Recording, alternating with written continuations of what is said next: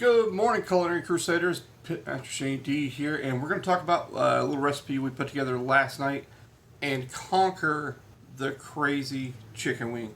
Listen, I know everyone thinks these things have got to be fried and, they're really hard to cook, or if I grill them, I can't get them just how I want them. Well, part of that is true, but that doesn't mean they don't have to be good just the same. So, what I do when I do a chicken wing is a lot of times I'll go straight from frozen. That's right, straight from frozen, right out of the bag, straight out the Walmart bag. The 5 pounds for so many dollars. Dump them right on the grill, set the grill for 350, and I walk away for about 30 minutes. I know, right? You're like, how can this work? They're frozen. You're gonna die. Salmonella. Oh no. Well, chicken wings are very small, so they're one of the few things I'll throw on frozen. Because I know I have enough time to cook them through without it taking 9 years to cook. So I don't mind them going straight from frozen. Some people will tell you if you do that you can put the rub on immediately. I don't like putting the rub on immediately to these chicken wings. Put them on there, let them start to thaw just a little bit, like I said, about 15 to 30 minutes. Then come back and put your first coat of rub on. And then what I do is I turn the chicken wings every 15 minutes or so. I come back and dust them with another little bit of rub to make sure everything gets a nice even coat of rub, okay? Now, how do you know they're done? Listen, this is where I'm going to make my plug. Do not use a giant temperature probe for wings or for chicken in general. For whole chickens, yeah, it's fine, the breast, but a lot of people are using these probes wrong that come with these grills. Those probes are like this long, right? And they're thick. Those probes are really meant for larger cuts of meat. Boston butts, turkeys in the breast only, briskets, large roast. You see where I'm going. We're talking large hunks of meat. Is all these were designed to read in. And because of that, they're designed to read slow. And they're not completely as accurate as you'd want them to be when you're testing something like chicken. Okay? So keep that in mind. If you think about it, a frame of reference I like to use is if the meat I'm putting the probe into is smaller than my two fists together, then I need a small instant read thermometer. Well, which ones do I recommend? I'm a big fan of the ThermoWorks Pop. I use it every day. It's like $30. It's under $30 typically. It's sometimes you get them on like a 2-pack for like $18 a piece. But I love that thermometer because I can recommend it. It's a low price point. It reads quickly. It has a really small diameter probe. It's very sharp. It's very accurate. It's easy to carry around. It's not all the money like the Thermapen, that's pushing $90, almost $100, depending on the model you get. Now, I love my Thermapen. I've got a whole bunch of them. But the Thermopop's what I'll actually travel with more times than not, because if I lose it, I'm not that upset. So, get you a good Thermopop. Invest in it. It's worth it. And I know a lot of you guys are saying, well, I bought this grill that has this temp probe already on board. I shouldn't have to have one of those. You're wrong. You're absolutely wrong. If you were to, if you were to get a chainsaw to cut wood, they make them in various sizes because they make them depending on what is the diameter of the thing that you're sawing, right? You have smaller versions meant for limbs, you have large versions meant for whole trees, and then you got these giant ones that are the size of a human that are meant to take down these giant sequoias. It's the same thing. Every tool has a purpose, and every tool has something size-wise that it was meant for. It's just that simple. So understand that. Understand if you're someone that's really cooking to temp and that's your thing, and you gotta know when you wrap your briskets, it's exactly at 174.001. Spend the $18-20, get a good instant read thermometer. And I'll caution you, there's a lot of fakes out there. The warranty isn't good. They're going to last you barely a year, and you're going to be buying it again. Yeah, they're cheaper. They're cheaper in every sense of the word, guys. So know that going in, okay? So just invest in a good one. You've done that on a grill. You've done that, probably on your car.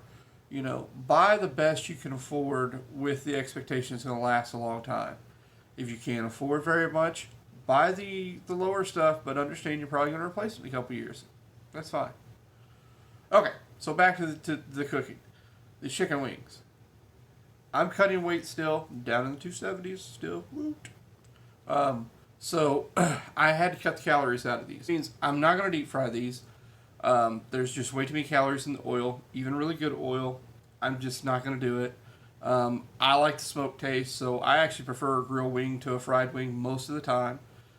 So, and also to cut calories, I didn't bathe them in sauce. I just put the lightest coat of a little glaze on them as I could, just to get a little sweet taste, and that's it. And then I cut further calories out of it by not doing full-on blue cheese dressing, which I love to dip these wings in. It actually crumbles over the top. Little sacrifice. They still tasted great. So, you can make little changes like that will dial down the calories and still give you those kind of cheat meal days, if you will, but they aren't going to hurt you when it comes time to get on the scale. So keep that in mind. So these wings, again, I know I've gotten off on a couple tangents, but the wings went on frozen, grills at 350, cooked them for about 20-30 minutes, started dusting them with rub. I flipped them every 15 minutes or so to make sure all sides are getting color, all sides are getting done, and I lightly dust them each time. What rub did I use? This was mostly Gorilla Beef Rub and Gorilla AP Rub. I just like those two together on wings. The glaze I used was just some Congo Kick. Is the sauce.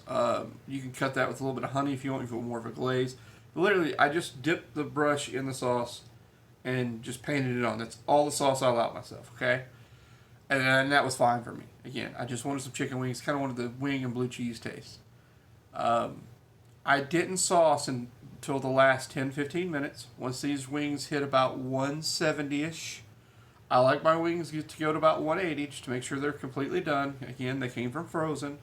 I don't chance it when it comes to this. This is not the time to say, it's at 160.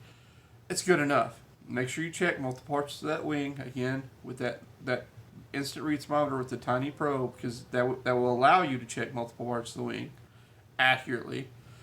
But this is the time you want to take this to 180 something, okay? Just be safe. Our friend Salmonella, he's not nice. Nothing worse than being in the restroom or the hospital for a few days over a chicken wing. Not cool. So overcook these a little bit, and it's going to also give you a chance to char them a little bit to get some of that crispiness back, some of that crunch back you may be missing.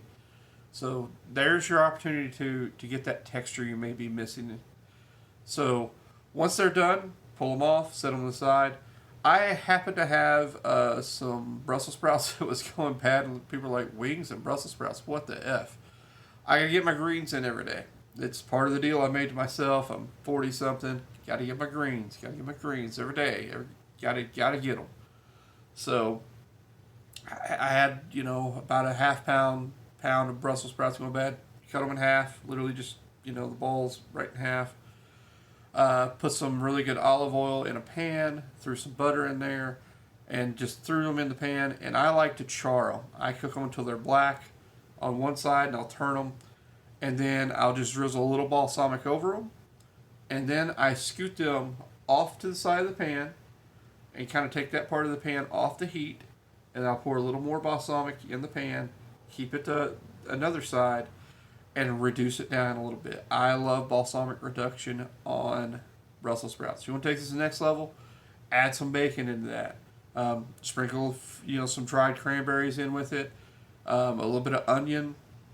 That is basically Robert Irvine's Brussels sprout recipe. If you guys want to go look that up, I just cut out all the brown sugar that he has in it. I just go right to the heart of it. I wanted a pop of flavor. I wanted a little sweet. And I love balsamic reduction. And again, it's got 0 calories in it for me. So that's what I did. I make those sacrifices. I didn't put the sugar and the honey in it, all that good stuff, but it's fine. The bacon here would have been fine. The dried cranberries here would have been fine. I just didn't feel like frying bacon to put them in this because I was putting these awesome gooey wings on top. So Once they're done, by the way, when I do my Brussels sprouts, medium high heat. Don't go nuts here. Don't go high and just burn the crap out of them. Okay. Once they're done, you'll see it. Made a pile of them. Put the wings on top. Sit down. Rocked it out. I know it's crazy easy. That's why the video is called Crazy Easy Wings from Frozen, right?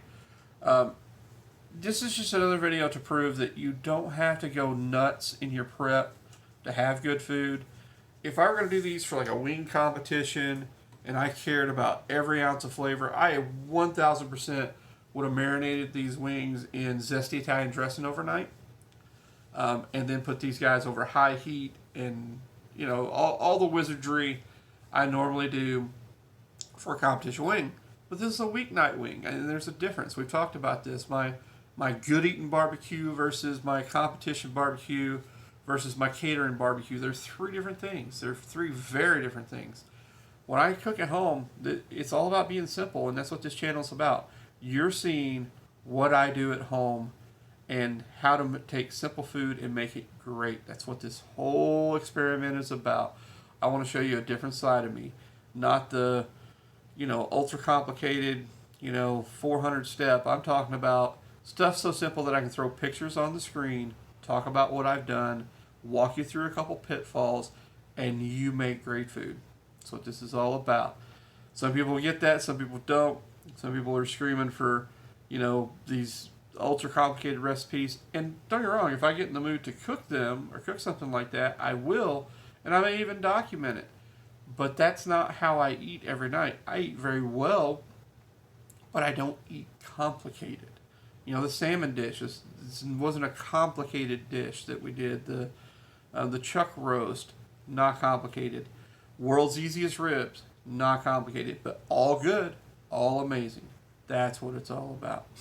All right, guys, please make this recipe from Frozen. You put whatever rub you want on it. I don't care. Whatever sauce you want it, I don't care. But I'd love to have your feedback. What'd you think about it going from Frozen? Have you ever done that before? Let me know the results. Let me know how you like it as compared to your normal wing, because I'd love to hear the feedback. I love the conversation. I love the comments you guys always put below, so I really appreciate it.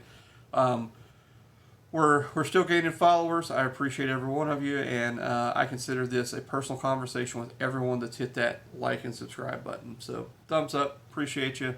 Love what you're doing. Love that you appreciate what I'm doing for you. All right, guys. I'm Pitmaster Shane D. Tell your friends, please. If you need to follow me or get an email to me, pitmaster@gorillagrills.com or shane@drapersbbq.com. And all my social media is @ShaneDBBQ. That's it. Catch you next time.